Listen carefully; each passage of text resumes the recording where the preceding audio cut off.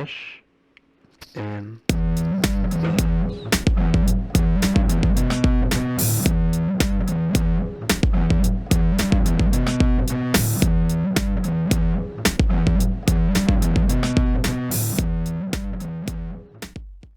All right, welcome back to another episode of Fresh and Buds. I'm your host, Tommy Fresh. You are all my buds.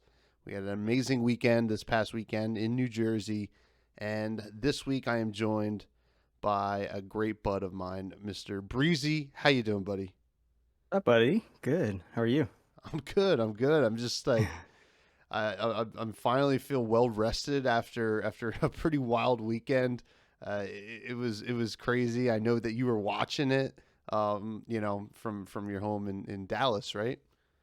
That's right. Yeah. I couldn't be there. I lived vicariously through you and many others. That's for sure. Yeah, yeah, and obviously we'll get you at the next one, but Mm. we had discussed this episode kind of a two pronged attack on some coverage of the weekend. You watched all the actual coverage, and I was there in the flesh and blood, which is hard to watch the actual Pro Tour games um, when you're there. We snuck over to the the whatever it's called, the feature match area for a bit, but it's like impossible to even see what's going on. You see some tokens, some numbers, but you're just like, mostly it was just like, God, I hope Yuki Lee's winning. That was Yeah. pretty much every Yeah. single time we went over Dude, there. the people's champ. Yeah. Yeah, yeah, she really is. But before we get into it, I do want to mention that this show is brought to you by the Patreon, which is something I started doing recently. Just for a few bucks a month, you can hop on and help contribute some ideas for content, or I do little bonus eps where I talk very softly behind some jazz music, and people seem to dig that. So, and it's usually just me being crazy. So, if any of that's your bag and you want to help support the show, check out the Patreon, which will always be in the show notes, and I need to add it to the link tree as well. But yeah, let's get into some flesh and blood, some main topic. We're joined by Mr. Breezy. I want to learn a little Yes. bit about yourself. Just give us the little background story of yourself, Breezy. Spill the whole tea on the show here. Yeah. Man, where to begin?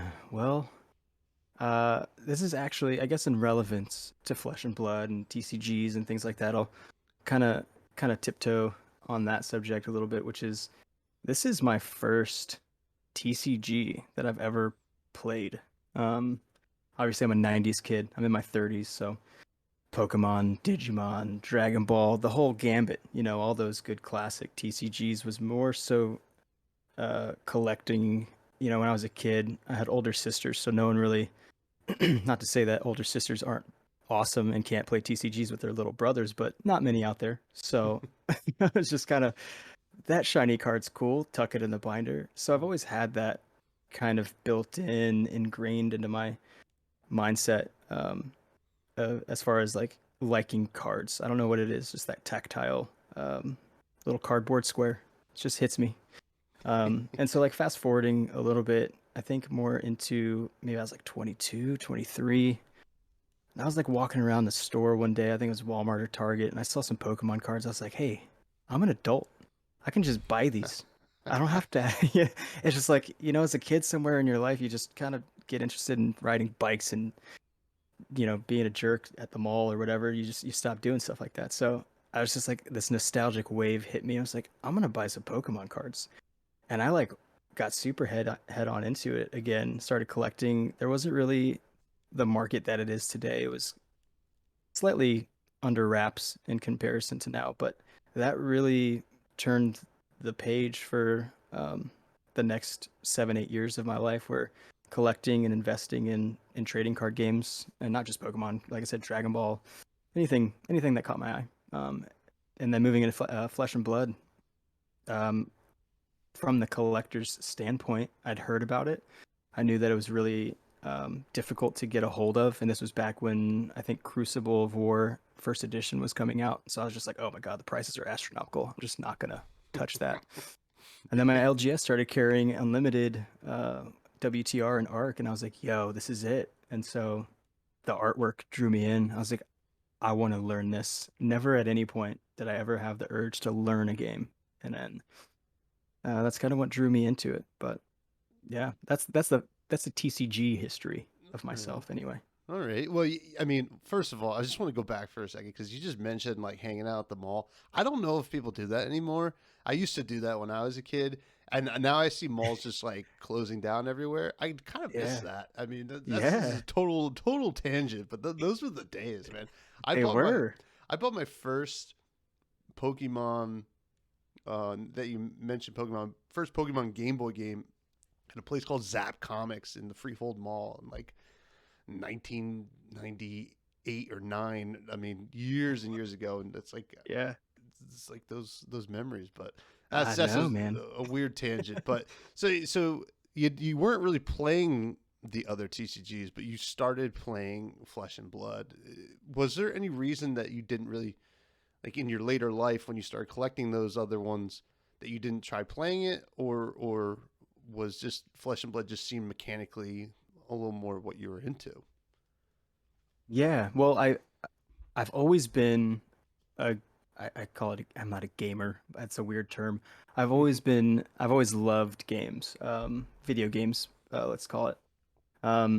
So RPGs, MMOs, you name it, that kind of immersive style action gameplay. And Flesh and Blood, I think for me was the first one once I finally looked into the rulings and the gameplay and the style and the heroes and the lore. I was like, yo, this is straight up just like Skyrim or something. Like I could pick a hero and I can like put equipment on them and, invest in different skill sets depending on how, so it's like it checked that box for me. Whereas like Pokemon, even as a kid, I always felt like too big of a kid to play Pokemon. I don't know what it was. It just always seemed too cartoonish. Love the show, love the cards, but to sit down and play, I was like, nah, I'm a big kid. I don't do that stuff. So, yeah, Flesh and Blood for me, I think triggered like, oh, this is for adults. I like this. The artwork is kind of gory, and like I said, I got introduced into like Arcane Rising, so I was like, ooh, this is dark, and I like this. And you certainly do love a certain hero from Arcane Rising, a certain Viserai. Yeah, I'm sure. And are you still rocking Viserai these days, even post Skeleton ban? Man, it is tough. It's like a bad habit for me. I think I'm just a sucker for punishment or something because pre Scalata, well, I say pre access. Obviously, first edition Scalata was like very expensive. Mm-hmm. So pre accessibility, Viserai wasn't very good. Like he didn't have the Moth Skies. He had like the old school like 2-attack pummel plan or like weird slogism, like kind of clunky. He made a few rune chants and there was just better heroes. But even back then, yes, I was obsessed with him. And even today, I'm still obsessed with him. Yeah. Now, you come into the game and like many, you were playing a lot of webcam games. And I know this because we played on the main Discord server. God, man, it must have been October of last year, and something like that. I actually remember you mentioning that you didn't really play a lot of TCGs before, and I always kind of use that anecdotally when I would talk about the games. Like I met people on both sides that come from Magic and then that don't come from anything TCG wise. They come from board games or just video games in general, which I thought was so cool. But do you remember? I mean, I'm guessing that you beat me in that webcam game. Do you remember? I did. Yeah. I did. I didn't think you were gonna bring it up. I was like, hopefully he doesn't remember that the first, because I even commented on your playmat. I was like, Fresh and Buds. That's a sick playmat, and it looks really familiar. And I just found your podcast like that day or the day before, scrolling through Spotify. I And I was remember like, that. damn, That I was just pretty beat cool. Tommy Fresh. That's dope. That was pretty cool for me. It was like Yeah. you're probably the first person to kind of like point it out. I was like, oh, I know this podcast, and I was like, oh, that's neat. And Yeah. it was fate. And you know what? Yeah, you beat me, but you know, not to give you too much of a big head, I'm gonna No, temper no, it no, no. down by saying that many people do beat me. So, Well, it, like me, you also are a sucker for punishment on Levia and things like that. So oh yeah, yeah, we I do it to sure am. ourselves. Mm-hmm. Yeah, gluttons for punishment. That's right. But you know, you seem to primarily play webcam games, and I know you're a father, and you did go on the Combat Chains YouTube channel with a good friend of the show, Pat Shaw, and you guys did a discussion about you know, being a dad and playing card games and kind of how hard it can be to balance that. Uh, do you plan on sticking with the webcam games for now? Are there any plans of trying to maybe get after it at some of these larger tourneys?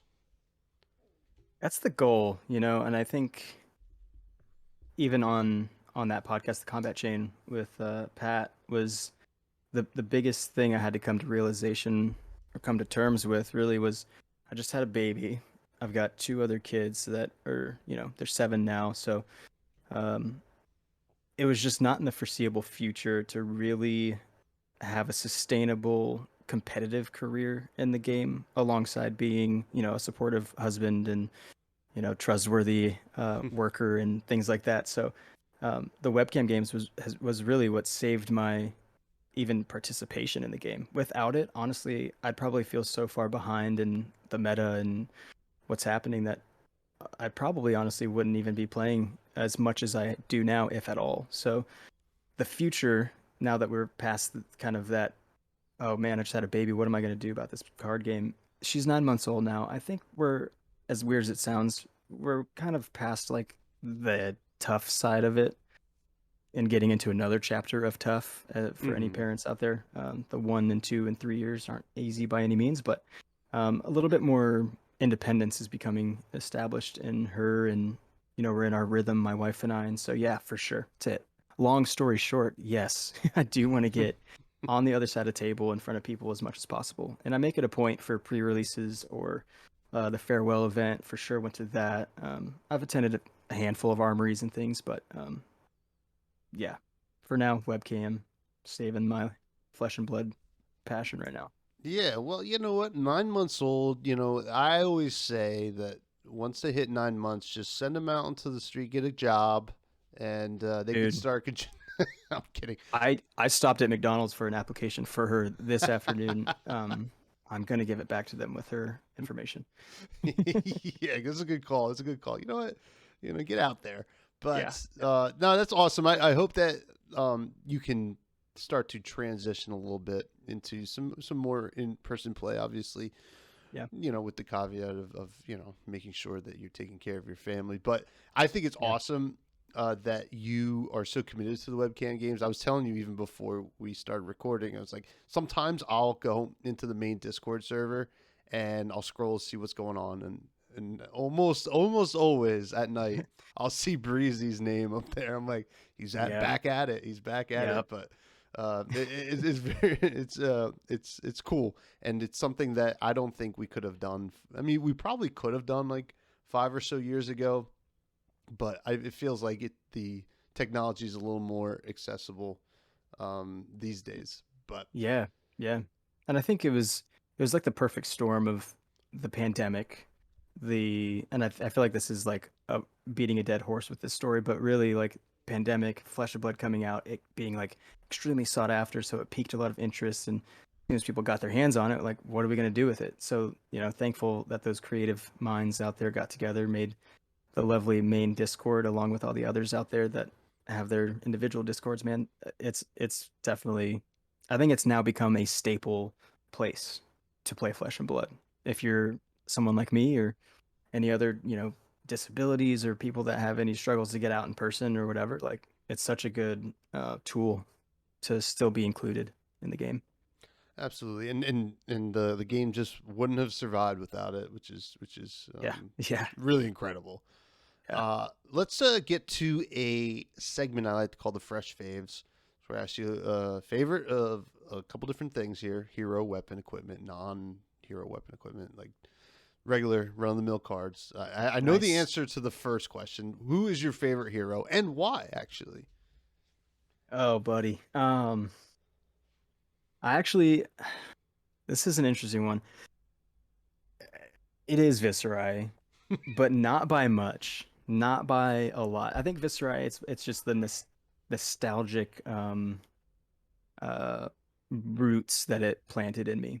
But the close second is Kasai. ooh, Yeah, ooh. yeah. I struggle honestly to pick a favorite. It's that close. Do you hope that we get some adult Kasai for some CC? Totally. Yeah, absolutely. I mean, I think if not, it's okay because I'll just build a CC deck with Kasai and force people to play with me as Kasai. I'll just be like, she's got 40 health and we're gonna do this right now. Yeah, I mean, you know what? That's the beautiful thing about the or at least the virtual kitchen table. You can do that. Yeah, yeah. House But rules. yeah, house rules. All right, so Viserai close second, Kasai. Yeah. What is your favorite weapon? Um, Hexagore. No, I'm just kidding. Oh, I was about to say you're uh, after my own heart. Oh my I know, god. I know. I figured. Uh, honestly, Rosetta Thorn. I feel like such a cliche to say that, but it's just got to be the best weapon in the game right now. It's so good. Oh no. I know, Wait. I know, I know.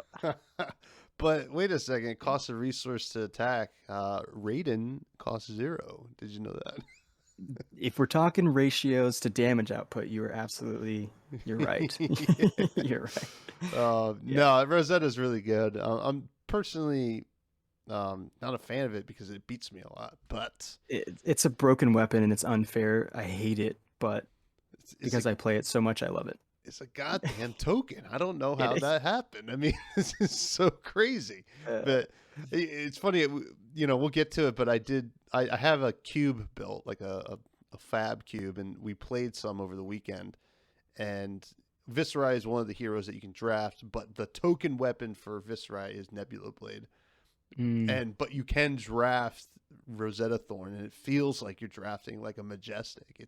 yeah, It's unreal. yeah, It's it's better than the busted. Dustblade, but Exactly. I agree. It's um, disgusting. absolutely disgusting. What is your favorite equipment? Um, I've got. I'll answer this in two parts because I feel like it. Functionality, Blood Mm-hmm. Sheath, and there's a reason why it's not here anymore. Mm-hmm. I fully support. I think the interaction that it had was abused, and if it was tampered down a little bit, it could have had a lot more of a sustainable gameplay feature. But we can't have anything nice in this world, so we abuse it. But from looks, it's got to be Phantasmal Footsteps. It's probably the most beautiful card to look at as far Ooh, as equipment goes. that's a great answer. Yeah, The, I mean, I'm not a fan of Prism in same. general, but it is a beautiful, uh, legendary for sure. I did Yeah. just pull my first Storm Striders, Oof. which is also another beautiful card. I think just the Yeah. boots in general, are just Yeah. looking I hot. think I'm kind of a foot guy after all these flesh and blood like, yeah, Oh, this is looking pretty man. good. Oh yeah, yeah. Well, just wait until I mean, Dromai and Uprising got some killer Yeah. boots. I don't Uh, see her feet. yeah, I'd be that's true. sad. But all right, what is your favorite, run of the mill card in your deck? Non-hero, non-weapon, non-equipment. Yeah, just is what it is kind of thing. Just a Mm-hmm. straight up Attack, card. non-attack, instant. Um, I think I'm gonna answer this in two parts again. For functionality, Mm-hmm. it's gonna have to be um oof. Oh god. It's tough. I think my mindset is just so stuck on, you know what? I'm gonna say Blood on Her Hands. I was gonna say my mind's stuck on my favorite hero, so I'm gonna stick with that. Blood on Her That's Hands is totally is fair. it is so good. Um, but from aesthetics and eye appeal, nourishing emptiness, 100%. Oh yeah, that's a great answer too. I was going to Yeah, say I don't know if blood on her hands for me is my favorite aesthetic. Like it doesn't really yeah, rank yeah. high. I don't know how my reflection would be in blood because that's I guess what we're looking at. I don't know if Right. blood is that reflective. I could be Yeah, wrong. I prefer not to be proven right, I yeah, guess. same. But all right, all awesome answers for the Fresh Five here. Now let's kind of get to the weekend. As many people know, we had Pro Tour New Jersey, the Calling, Battle Harden. It was a pretty packed weekend. It was a packed convention hall. It was a ton of fun. I'm gonna kind of go through what I was doing, and then we'll kind of bounce back to you, Breezy, what you were seeing. I do want to talk about the Pro Tour itself and the Yeah. games. It's something that I personally, this will be totally new because I've only heard some anecdotal things throughout the weekend, like oh, so and so did this, so and so did that. But let's get started. I think I didn't write it on this document that we're looking at, but Wednesday I forgot to write down that Wednesday I saw that the Tall Timmy had landed in the US of A, and he hit me up because he was asking about places for food, and I was like, oh, what are you doing on Wednesday? Do you want to grab a beer? And I got to meet up with Tall Timmy in Jersey City, and we also met up with Alex and Leah from the Fabled Academy, who are making great videos right now, Dude, and yes. it was awesome. Got to hang out with them. You know, it was really just mind-boggling, just sitting down with this giant Australian Yeah, guy, Tall Timmy. He is as tall as you would think. yeah, He's super yeah. tall. Alex and the Fabled Academy, they were just absolutely kind, wonderful people. So cool to do that, and that was cool. So that was just kind of my little appetizer for the weekend. Thursday rolls around, so Thursday, it's the first day of I guess people kind of coming in because they had the banquet that night. Mm-hmm. So I went over to the Expo Center. I met up with Copy Cody. He hangs out in the Buzz Discord. Shout out the Buzz Discord. Yeah, If shout out to anybody, the buds. yep. He's awesome. We jammed some brute games in his hotel, and then we walked over to the venue for the banquet. Now, to my knowledge, at the time, I thought that the banquet was just for pro players. I didn't think they were going to let scrubs like me in, but I guess they let the small amount of scrubs in. I mean, we're not all scrubs, but they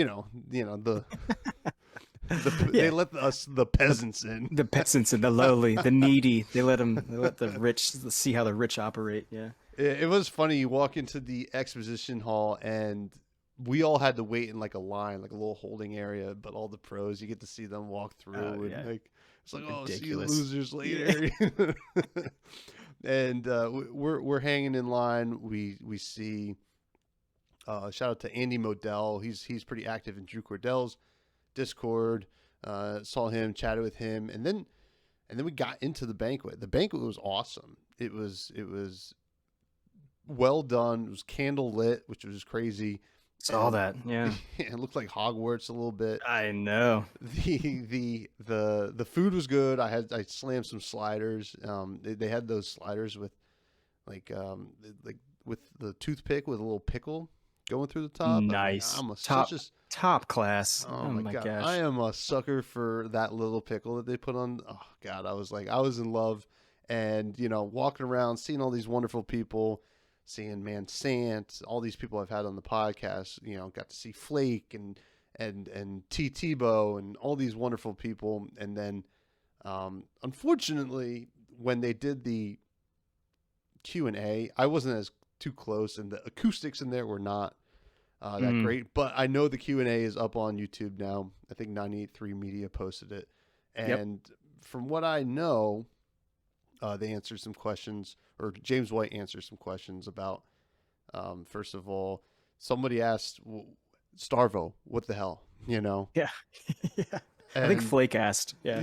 yeah, and Starvo, and that question was interesting because and understandable too. He said that when we were testing Starvo, Breyer wasn't errated. I think Hmm. maybe even Chain hadn't gotten a seeds ban yet. Um, which is totally. Plunder I mean, Run was still there. Plunder Run was still in, and they were kind of keeping each other in check. So you can't really get too mad at Starvo, though. I gotta say, Starvo's still really powerful. I mean, I don't know. Yeah, It still felt like it would have had game against Seeds for sure. Chain. I think they were. It would have been even without the errata, Plunder Run, whatever bans. It still would have hedged immediately into the Triangle of Doom. You know, it would have immediately been a top 3, and they would have just all checked each other. And yeah, Starvo, what the hell? Yeah, I mean, we'll get to it too. We probably would not have seen it get Living Legend as fast, True. but gotta say, great job to LSS for that night. One interesting thing from the Q&A was that the fourth hero rumors were boshed. James White said there is no fourth hero. He did mention that for drafts on Uprising there will be some additional token, almost crack bobble like things that you can add to your deck that do attack, which is kind of neat. I imagine that's going to smooth out a lot of the decks, and that there's also a headpiece that can slot into any deck. Interested to see how that goes. We're probably a couple weeks away from really finding out about that. So that was that. It was awesome seeing everybody. It was really cool getting to meet some people in person and hang out and talk to folks. Then get to the Airbnb buds, as we started calling it. The Airbnb, and the buds was Mr. Viz, aka Living Like Gary. You might have seen some pictures of him on Twitter. He had a Viserai waifu pillow, which was pretty excessive. Dude, were you jealous, Breezy? I've always wanted to lay in bed with Viserai. As awesome as that sounds. Not weird at all. Well, so that was actually a nice little gift from Caleb and Seth from the Buds Discord, who were there too. They're brothers. They got it for Gary. And we had Bobby there, Russ from Brewtap Cast. We had Capolo. We had Kugane and John Bailey. And it was a really great group. And this is one of the things that I kind of love to kind of, I don't know, talk up the buds. I think the buds just vibe together so well, and I think it's a really great, microcosm of the Flesh and Blood community, and that was just, it set the stage for the rest of the weekend. And Friday comes and the Pro Tour starts. You watched coverage of the Pro Tour, day one. I did. What were they showing the folks at home at the Pro Tour? Yeah. I think I woke up a little late. It was on the East Coast. And I'm on Central. So their 9 a.m. was my 8 a.m., which on a Friday, I'm my own boss, so all I have to say, I think I missed the first match. I may not have, and I tuned in. It was Brendan, which he may or may not have been the first one, but he was on Wizard. Obviously, he was on Kano, which was like this mind-blowing thing initially, because going into it, everyone was kind of trying to test out their secret sauce. And so to see him on Kano, he's always had a heart for Kano, and he's expressed that a ton. We're talking of the only Brendan of Arsenal Pass, of course. And so yeah, he brought out Kano. I was like, oh, it's going to be like that. Everyone's going to be bringing out what they think is going to be the sauce.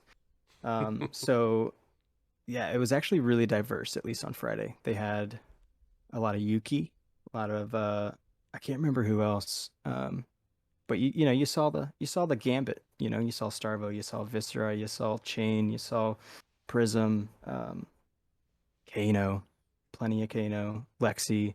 It was awesome. Yeah, and I know that Yuki Lee Bender, and shout out to Yuki Lee, the People's Champion. She's just such an amazing Lexi player. In the clap sound bite right now. Oh, just the applause. Oh, I gotta find my soundboard real quick. Yeah. She's just so. I did get to meet her at the banquet too. She's just like such a wonderful person, and she went 6-1 with Lexi. I didn't Yeah. get to watch any of the games. I imagine she's on an ice build. Was that what it Mm. seemed to be, or was it lightning? Yeah. So she is on a ice build with and I can't say there's no. I mean, I guess now she's at this point released her deck, and I even has a deck tech video out right now. Mm-hmm. For you Lexi fans, just go check it out. But from watching it, and I'm a big Azalea fan. I actually never really played Lexi, so I was actually intentionally watching how she was playing this because by the end of the game, I was like, she's straight up playing Ice Azalea. Like there was not really any lightning cards. There was Mm-hmm. Chilling Ice Vein, the typical Ice Fusion non-attack cards that would occasionally get played out for disruption. But then like Bolton Shots, Pathing Helix, Searing Shot, a lot of zero cost, just generic Ranger arrows that you typically see in old school Azalea. Um, and that triggered some real heart bumps for me, man. I love Azalea, so to see a lot of her cards get played out. I say her cards. Typically, Lexi doesn't play those, so she kind of had this really cool innovation that seemed to work really well. Was she on Sleep Dart? Because I feel like Sleep Dart is Mhm. is a great card right now in this Yep. meta. Yeah, Sleep Dart, and I believe I mean, 100% had Fatigue Shot, but I believe that was just a hedged in for Starvo matchups. Yeah, that makes So yeah, that yeah, makes a ton of yeah. sense. Yeah, Yes. she was the talk of the town at 6-1. I know that, and then Hmm. also Alexander Vor, who I believe went 7-0 with Kano the first day. Yeah, yeah. I mean, it was insane to watch.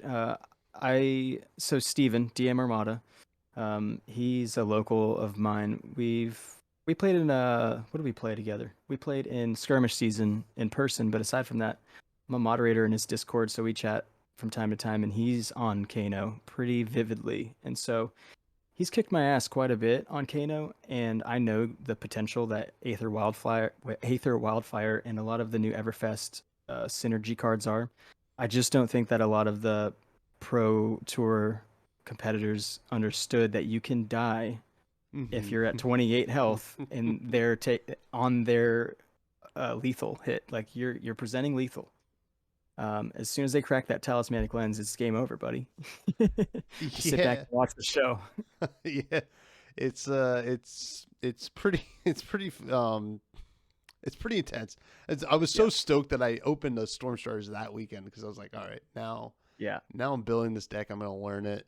Yep. I'm gonna get and we'll mention Mo Bogsley in a bit, but I'm gonna get Mo Boggs to give me some pointers, especially Yeah. since he piloted the Blitz version quite well this weekend.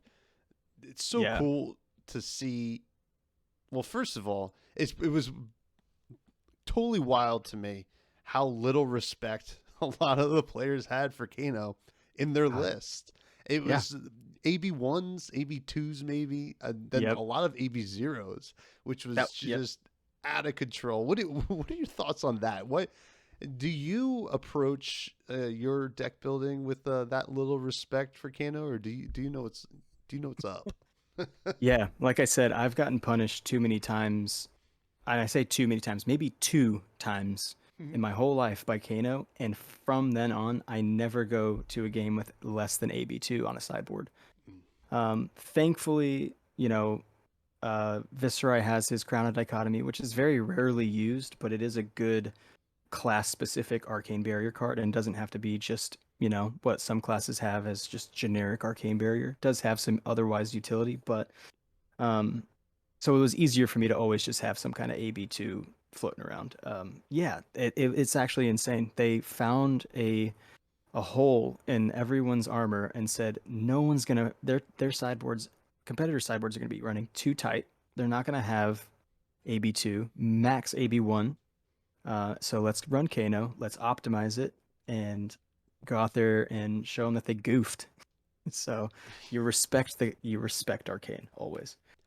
I do love it, and we'll get to how the Kano journey ended in a bit, but Mm. not to pat myself on the back here, but last week on the podcast with Kugane, uh, I did make a prediction that I would not be surprised if a Kano spiked this tournament. and we'll see that in the top 8 there were 2 Kanos, and like You did this. You spoke this into existence. I mean, I don't think it was that much of a stretch, though. I don't think I was being profound, but it is something that is always on my mind because I could see the power, and I do kind of look back to Pietro's run at the Italian Nationals as kind of the what's the word I'm looking for? Like the trend setting, like the archetypal Kano potential that it can have, and we saw it this weekend, which was really cool. Yeah. But had the coverage overall, how was it? Was good on day one. You know, you mentioned that it was some of the best coverage that we've seen. Yeah, and not only because of, well, it was the gameplay. The gameplay was just, you have all these countries from all over the world coming, top tier players. And, if you're willing to travel overseas or even, from California to the Upper East Coast, that is a commitment and a financial commitment. And these people are coming to win. So every single person played that way. There wasn't a single game that was just like, man, I think I'll just go cook some breakfast and tune out. Like, no, I'm keeping my phone everywhere. I'm walking around the house with the headphones in, watching it, and I'm on like the edge of my seat every game. And aside from that, just the coverage team, the casters, you got Flake and Brian and Tan and Steven, Kellen, they're all just so like respectful of the game. Each one of them brought, their own perception. Something that I didn't really realize. I love Brian, but I didn't realize how damn good he was of a caster. Like, that dude is a professional. Nothing against the other dudes, but that dude straight up, I could see him like on television casting something. That dude's got the voice. I don't know what it is. He really does, and it's sports commentary or something. I don't know. I'm in the same boat as you because I had heard his name in Magic circles prior to me getting into Flesh and Blood, and then when he came over to do, I think he was calling Indianapolis, I was like, oh, I wonder how he's gonna do, and he was just totally awesome at it, and it seems like he's like really all in on Flesh and Blood now too, which is great. My day one was pretty low key. I kind of showed up. Some of the buds out there might have seen my ridiculous light up sign. It's actually behind me right now.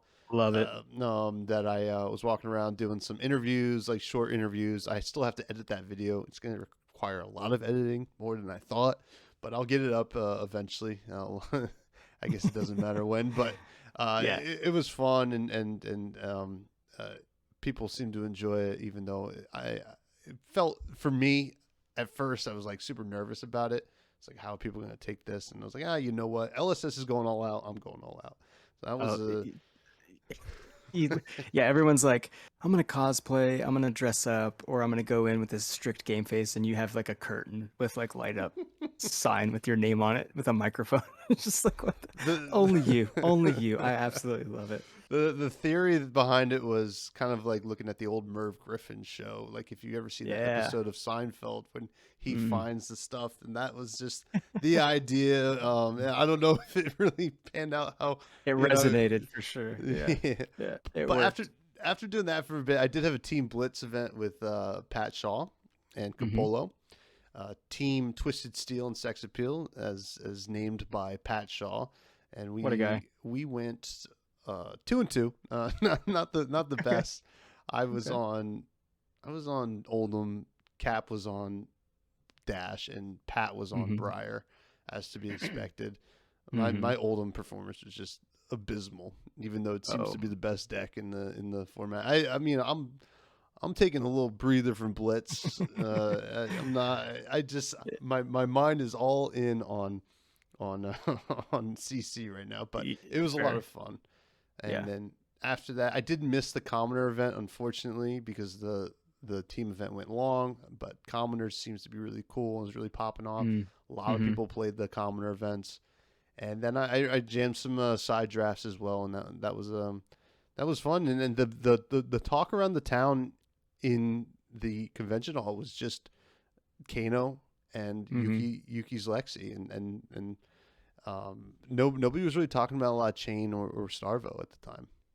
Yeah, I think it's more so like it was so expected. Hmm. We already know that you have to be a master class pilot for Chain, and those were the people that were invited to compete in Pro Tour. So, it was mostly those like, holy crap, what's Kano doing? Like 7-0. What's Lexi? Oh, it's Yuki. Holy okay, yeah, this is gonna be good. And I think that was like the underdog route, cheer was Hmm. we expect Starvo, we expect Chain, blah blah blah, but I hope Yuki kicks Starvo's ass right now. Like, no offense to Yeah. you, who the dude is or gal is playing that person, but Starvo, we've seen it. We've Hmm. seen it. Let's see something else, So same with Absolutely. Kano.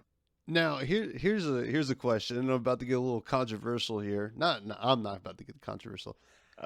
So, some other talk on the town, and this is like just like a little bit of a thing, and I believe I'm going to get him on the show soon, and I want to ask him in person. But Tarek Patel pushed that Nick and Knack bric-a-brac Oh my god. deck, and then showed up with Starvo. What the heck, man? Like, Yeah, yeah. I, uh, I mean, his whole theory behind it was it made sense, right? Yeah, like hmm get it out, go find your potion of what's it called? Time snap yeah. potion or whatever other knickknacks you want to go get. But yeah, it was hilarious. He's like, yeah, this is gonna be it. I'm calling it right now, and then shows up Starvo. You know, Uh, here's a little tinfoil hat theory for you that's totally not real. But what if the coverage team just didn't want to have to say knick knack bric-a-brac and they bullied Tarek into not doing it? But that's just a little theory because that's I like feel like if I was behind the booth, I wouldn't want to say that all day. I don't know Tarek. Obviously, I've never met him, but watched him enough, listened to a lot of what he has to say, and I think if the coverage team didn't want him to play that card, he would play it specifically. Just he's like, "Oh, you hate this card? All right, I'm gonna go top 8 with it." So you have to say it every match. Yeah, it was kind of. I mean, it's funny, and I actually had a conversation with some people about this, and you know what? As much as it seemed like crazy that he pushed that Nick Knack bric-a-brac deck, and then went over to Starvo, if you were going to the Pro Tour and you were just going to net deck Hmm. a deck just because he put it out there, you probably aren't going to do well on the Pro Tour anyway because Right. you should be testing those theories. You should trust but Hmm. verify, I guess. But Yep. um, Yep. but obviously it panned out the way it did. We know that Chain did win, but it was lacking some of those cards. No that, knickknacks. No yeah, no. knickknacks. Yeah. Now, Saturday was the calling and Mm, Pro Tour Day 2. And Pro yep. Tour Day 2, I imagine this is when the top tier players and decks are really clashing. How Yep. was that on coverage? Yeah. What is it? Top 64, I think. If I'm not mistaken. Yeah. So I did not wake up late for that because of how just high speed and high intensity the games had finished day one, and I was just like, holy crap, there's 2 more days of this. I'm not gonna miss a single second. So um, it was amazing. It started strong. You you started to definitely see, Yuki was there, the Kanos were there, and so it set the stage that there's still going to be that really fun flavor. I think at that point there was a couple Briars before day three. Obviously there was only one, but yeah, so it stayed flavorful. It still had a lot of text to the gameplay. Yeah, and I know that towards the end of that day 2, unfortunately, looking at a lot of the standings and the road that a lot of the top 8 players took to get to top 8, it was, and this is another huge shout out to Yuki. And I think we're gonna fanboy over Yuki all day, but All day. it seemed like every top 8 player had to play through Yuki to get there, and Yep. and and that's something to really, I don't know, it's something I would be proud of if I was Yuki, it was very cool because as far as I know, is the only Lexi day 2 or Yeah, yeah. yeah. Yeah, and I think that's what changed a little bit is that, day one, it's all question marks. What am I going to face? What am I going to do? The nerves have not, gone away. The jitterbugs are still all over you.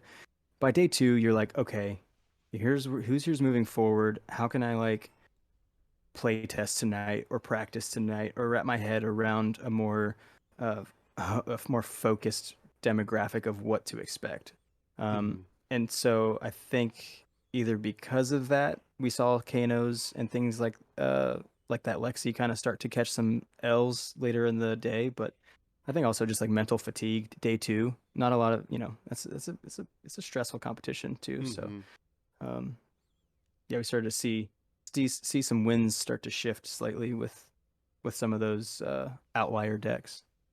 Yeah, yeah, and but one thing kind of stayed true was those Kanos kept Mm-hmm. on chugging along. Now, the Yep. calling was the, as far as I know, the largest Flesh and Blood tournament to ever happen. According, Wild. yeah, I mean it was pretty electric. A lot of the pro players didn't make day two, or some of the Mm-hmm. ones that made day two dropped early, and went into the calling. Unfortunately, for a lot of players who were coming, and this is including Capolo, who was staying with us. He tried to sign up too late, and the calling was Yep. already filled, which was like a huge thing. Now it sucks for those players who weren't able to Mm-hmm. play, but on the other side of that coin, I mean, well, Flesh and Blood is really popping off. If that's the case, if we're filling the whole venue, Yeah. it's um, it was pretty awesome to see. Much, but like obviously not that great for some these players that, especially Capola, who did Yeah. pay a lot of money to get over here. And actually, now that I mentioned Capola, I want to point out something that I mentioned last week's episode that he brought up to me. I gave him a compliment. I said he was a great guy. Me and Kugani said he was a great guy. I have to, I can't let him get too big of a head, and I'm going to lower that compliment to he's a medium fella, and we're going to keep him there, and that's where you're staying, Cap. Yeah. Dash is decent. Yeah, We'll just say just that. that's just okay. Yeah. Um, but I played in the calling. I took my fresh meat Levia deck, and Love it. I promptly scrubbed out. Now, I thought, you would think you go to the calling, you're going to play Starvo's chains, Viserai's maybe, some Mm-hmm. Lexis. Round one, played Azalea. And Azalea had Oof. some good game against Levia, actually. Mm-hmm. The sleep Yeah. darts are Ugh. potent, though I didn't Mm. get got by a sleep dart, but I got by a huge dominated arrow. So Yep. that'll do Yep. it too. Yep. Yep. Then round two I played the mirror match, which was I was just Dude. scraping the bottom of the barrel with these zero living legend point heroes, and Yeah. then Katsu, which you can expect Yep. to see some Katsus. I Mm-hmm. really punted the Katsu match. I totally forgot what Lord of Wind did, and Oh it yeah. cost me Oh the yeah. game. Oh yeah. That's what it does. That's what Lord of Wind does. Yeah, so definitely wasn't exactly what I expected to see at the calling, but to be honest, I was enjoying it. I was like, this is cool to see. Yeah. This Oh, is for sure. the kind of meta that I would dream of. Azaleas, Mm-hmm. Levias, and Katsus running around. Oh my gosh. Yeah, the true like play what you love mentality kind of I think you can't tap into in Pro Tour. Yeah, Obviously you're trying to win. You got 25K, you got all the prestige and yeah, in the calling it's like I'm here. I'll just play Azalea. Like, yeah. okay. Yeah, love It it. was, Do that. my round one opponent was like, I was like, oh man, you beat me. I hope you like day two with Azalea. It's like, I don't expect to. I have a like a daily double sealed Yeah. event at 4. I Yeah. gotta go to. Yeah. I'm like, okay. Yeah. Yeah. Uh, Yeah. Yeah.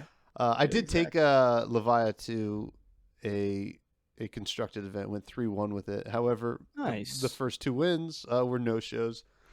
Oh, So so we'll so you would take have it. won one. Yeah, I Okay. won. I was 1-1. But Okay. the Hey, hey. one was against a really good prison player, and that was fun. And then Nice. the loss was a close Oldham match, which is a Mm, terrible matchup for yeah. Oh Levia. yeah. Yeah. Oh, Um, I've played it. I've played the Levia into Oldham Commoner as Levia. It's oh, so. I think I did like 2 points of damage. oh It was bad. no. It was bad. Yeah. But other than playing, I was able to make some more content, talk to more folks, jam some on-demand drafts. I met Drew Cordell in the flesh and blood. What a guy. Friend Yeah. friend of the show. He's from your down your neck of the woods too, He and is. Yeah. and my God, he is. I didn't know he was like 6'6". He is Is he? Yeah. he's like huge. Like I would never want to cross Drew because he looks like very like strong and tall and my God. Yeah, But all you see are those like lovely headshots of like that bottom of the article. It's like what a well finely worded gentleman, and then he gets in person, and you're like, holy shit! Yes, sir. Good to see you, sir. yeah, but honestly, the sweetest guy. He's the Yeah, nicest yeah. guy. We jammed a draft, a Tales of Aria draft, and we squared off. I did beat him, but he won the draft Nice. because he ripped the Corsham pack one, which Oh yeah. Even if he lost, he won at that point. Yeah. Yep. So that was Saturday. It was a great time, and we were all pretty stoked to see what the top eight had for us in the Pro Tour the next day, and we'll get right into the top eight right now. Two Kanos, Alexander Vor and Sasha, I believe. Sasha. Mm-hmm. Yep. Yeah. From the Arsenal Pass kind of crew. Yeah. Three Do you have it? Starvos. I was gonna say, do you have it for? Okay, because I don't remember. Okay. Oh yeah, no, Three it's Starbucks. two Kanos, three Starvos, one Prism, one Mhm. Chain, and one Briar. Yes. The Briar was a little a pleasant surprise. Yeah, yeah. I was rooting for Briar. Briar is. I used to play Chain a lot. I think I'm just a Rune blood. A Rune. I'm a Rune blood. It's I think that's the way to say it. I'm a Rune Blade fan in general. Used to play Chain a lot. But it just kind of got repetitive, and the mirror matches just dried me out a Mhm. little bit. But Briar, when I saw that lonely Briar, I was like, yes, do it. So it was really cool to see how that panned out. But Yeah, he was able to beat, I believe, Alexander in round one with yep, a nice little lightning press. Man, always the lightning press is always there. It yep. really is. It's almost annoying at this point, but it was sad to see the Kanos go down Yeah, and I gotta say this has to be like the ideal split for the top eight. Like LSS, they couldn't have like hoped for anything better in everything considered in this meta, right? totally. Yeah, I mean, the worst case scenario is 5 Starvos and 3 Prisms, Mm-hmm. and that's just not fun to watch necessarily, because obviously it's going to be one or the other. When you have some flavor, you've got, what was it, four? Was it 4 different heroes? Five: Starvo, Prism, Kano, Five Briar, heroes, Chain. yeah. Five. Yeah. So he's got, it's anyone's game at that point, and all very top contenders, really good players, really good pilots behind the deck. So I think we had best case scenario in the top eight. Absolutely. And the games seemed to be really good. I got to catch one or two of them in the morning before I headed over to the convention hall. But how were the semis and the finals? Were they great games? Yeah, yeah. Like you said, watching Briar do what Briar does and lightning press things was insane. Um, and then I'm trying to remember. Obviously, Starvo does what Starvo does, and Mm-hmm. Always. yeah, typical stuff. Not for I much think longer. no, thankfully, and that's my personal opinion. Don't come at me. Yeah, no, it was really cool. I think it was mostly, aside from the heroes themselves being, beautiful flavor of diversity, but it was just the player attention to detail. Like Chain, Mm-hmm. very complex. Um, Prism, is it are you going to play an instant at the end of their turn? You're going to do something real, there's a lot of complexity in each of those heroes. Even the Starvo mirrors had a lot of complexity. So it was really, really cool to see what I will never be, which is just insane mental stamina and knowing their decks front to back. I mean, it just goes to show that the word pro is not loosely defined. It is very much what they were. Very, very top tier players. It was really cool to watch. And another neat thing about it was we had some fresh blood in that top 8. You know, some familiar faces, Mm-hmm. but not what we've been seeing over the past couple months Yeah. in terms of the top finishers.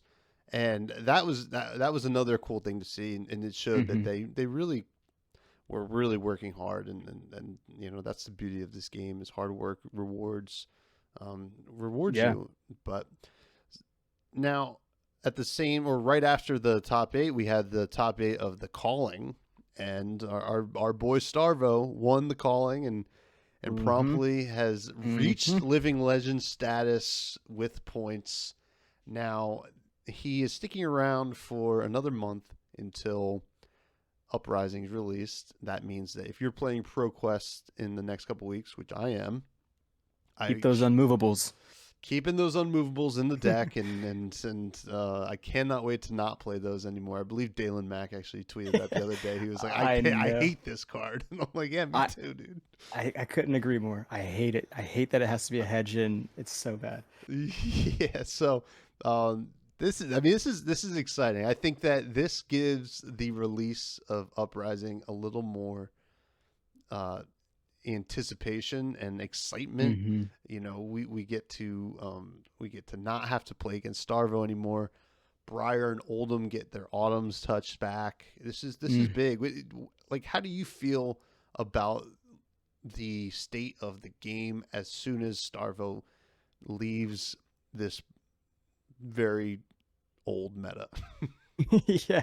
Yeah. I think obviously like you touched on Uprising being I think it's going to be the most anticipated set this year, honestly. Like there's going to be another main set this year, but this one being the first of the year, um, on the tail end of, or I guess on the front end of Starvo being LL'd, it just opens up this wide window for it being anyone's game. You know, if Starvo didn't do what he did, and hit that status, we would be, over and enjoyed with like all these new heroes. We'd be cracking, Uprising boxes. But then that slow crash of like, but shit, I still have to tech against Starvo. Like, that's gone. So we can say, cool, Dromai, this cool new illusionist. Like, I'm going to tap into that potential. And sure, there's probably going to be like, okay, I still kind of have to tech against normal Prism and maybe some Chain and stuff, but there's not that looming, monster. And Viserai, too, of course. Viserai was the boogeyman for a while and was, on his OTK plan. You don't have to tech against that anymore. So I think going into it, this is probably the best suited outfit for Uprising to come out. Yeah, it really is. And there was always the chance, and I think it was probably a good chance that the ProQuest would have given Starvo just enough points. But it's nice to Mm. not even have to worry about that right now. Yeah, So yeah. it is very exciting. I mean, we're all so pumped for Uprising. Two and a half new heroes basically that we're gonna Yeah. get to play with in CC, Mm-hmm. and it should be pretty awesome. Now, I have to imagine Chain is going to be top tier going into this new meta, but Mm-hmm. Icelander might kind of keep him in check if good Yep. enough. Do you have any kind of like hot takes on Uprising? Yeah, for sure. Icelander is one of those heroes that even out of Everfest, well, let me backtrack. Going into Crucible of War, you've got heroes like Benji and KO, Cavdan. You've got these kind of memey heroes Mm-hmm. that didn't really see a lot of play, at least strategically. It was mostly for fun. When we got Icelander, I think everyone kind of took that perception into it. It's like, oh, that's cute, like Ice Wizard, but she doesn't have any Ice Wizard cards, and there's not really a ton of Ice cards to play with. Excuse me. But now knowing that she's going to get her own pool of Ice Wizard, and even more Ice cards that can go into that deck, it's going to be incredibly disruptive. Not only because you can actually build Icelander as a, we've been calling it the fire breathing build, where Mm-hmm. you tech into fire breathing. Just obviously, she wants to run a lot of blues. At instant, you can hit someone for like 12 or more and just be a killing blow. or they can come in with a full arcane build. And so what are you going to do? You're going to run AB3 or you're going to run no AB because they might not have any arcane barrier and you just slotted out two pieces of equipment that you're never going to use. So she's got this insane curveball that even after meta has statically developed, you still have to watch out for her. She's kind of a mystery right now. So Yeah. I mean, and some of these ice cards and ice wizard cards we've seen so far are concerning in terms of for certain decks. I think mostly like aggro decks, and I think the Rune Blades, unfortunately for you, Breezy, might have an uphill battle against Icelander. But we will see. I know that there's talks of a pretty intense combo line with Fi. That is the reason Stubby Hammers is going to be getting the kibosh a little bit. But we'll see. We're 3 weeks away from spoilers, and hopefully it's going to be a real game changer. Kind of open up the meta a little bit. In tandem with Starvo, kind of leaving us. Yeah, and I've made a commitment already to myself and some other guys I've talked to. Is I'm going all in on Dromai. I always wanted to play Prism, and she just didn't click with me. I like the fact of illusionists. I like what they do, but Prism just didn't check that box for me. So I'm going in on this one because she's got dragons, number one. And number two, she just had a Volcor seems cooler. I mean, we're all excited about Uprising for sure. I just have some quick shout outs. I want to shout out to Mo Bogsley for his runner-up run with Kano in Blitz for the Battle Hardened, going up against a ton of Oldhams, which is so impressive. He's a great dude and a great player. And I do want to give a shout out to Jim from the Eye of the Storm team. Jim is a New Jersey local, and he's someone that I've just really enjoyed his presence in playing games around the state, and he was especially kind and awesome over the weekend, and Love it. always is.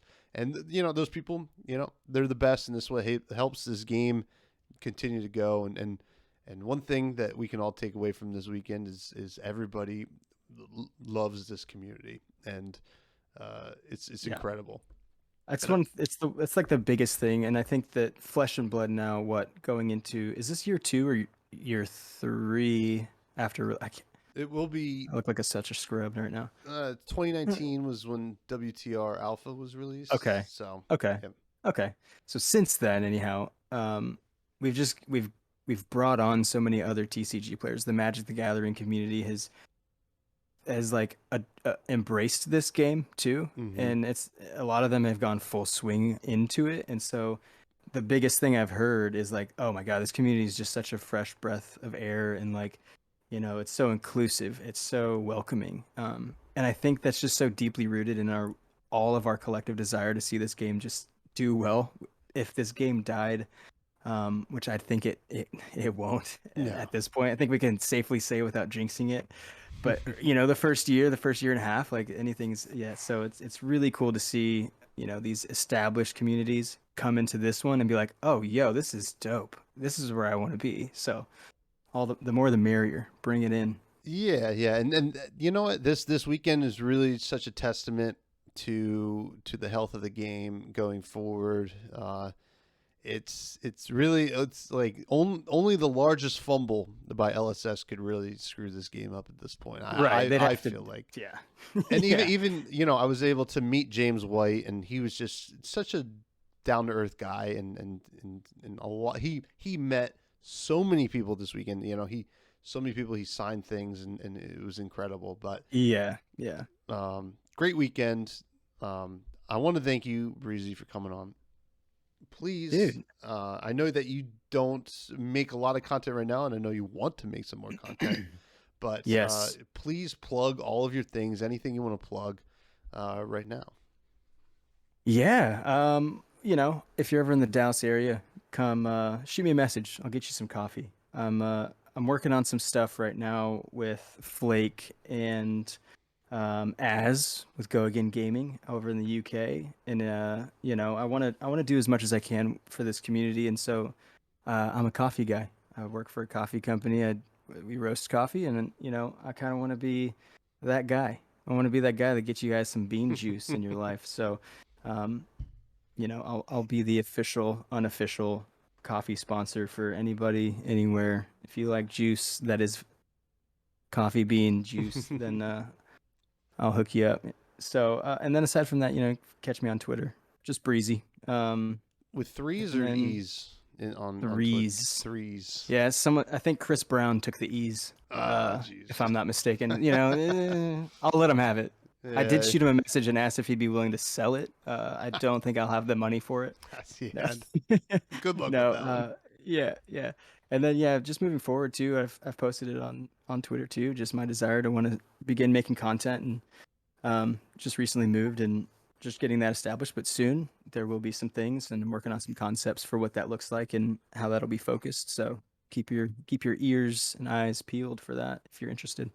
Yeah, and you're already on the way, and you've been an excellent guest. I'm so happy that you were able to come on, and you're always welcome back on. And you can also catch Breezy in the Buds Discord. He hangs out in there sometimes, and he's always down to for some webcam games. And Bring it. yeah, and you can find me on Twitter, freshbudspod. You can email the show, freshbudspod@gmail.com. Subscribe to the YouTube. Rate on iTunes. I think you can do it on Spotify too now. You can, all that stuff. It helps the show. Leave a review. Whatever you do really helps and helps get the good Bud word out there. And I always like to end the show with some food. And we have a Patreon suggestion to talk about from Caleb. He asks, which would you choose, a sandwich with great bread and mediocre meat, or one with mediocre bread and great meat? This is such an easy question. I'm a bread guy. I mean, I can buy like if I bought I don't even know what's outlandish. Let's call it like a $30 baguette and put bologna and mayonnaise on it. I could sell it to you for $15. Like, the bread makes or breaks the sandwich. And that's my personal opinion. There's just maybe ratio wise, there's more bread to meat typically, or more encasing to filling. So you're just going to get a lot of that flavor, texture. It's got to have that little snap, you know what I'm saying? So, yeah, I guess I'm a bread guy. You're preaching to the choir. I'm in the same boat. I think that a great bread can make up for the poor meat. The great meat, very hard to make up for bad bread. So Exactly. Yeah. but with that, I hope everybody has a fresh week, and we will chat next week. Thank you.